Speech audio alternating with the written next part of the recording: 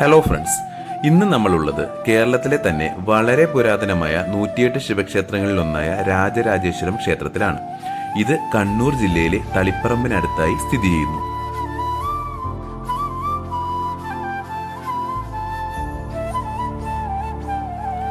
ഇവിടെ വരുമ്പോൾ ശ്രദ്ധിക്കേണ്ടത്, സ്ത്രീകൾക്ക് രാത്രി 7:30 അത്താഴ പൂജ കഴിഞ്ഞ ശേഷം മാത്രമേ ശ്രീകോവിലിനുള്ളിലേക്ക് പ്രവേശനമുണ്ടാവുകയുള്ളൂ. അതുപോലെ തന്നെ 4 വയസ്സിൽ താഴെയുള്ള കുട്ടികൾക്ക് ശ്രീകോവിലിനുള്ളിലേക്ക് പ്രവേശനമില്ല എന്നുള്ളതുമാണ്.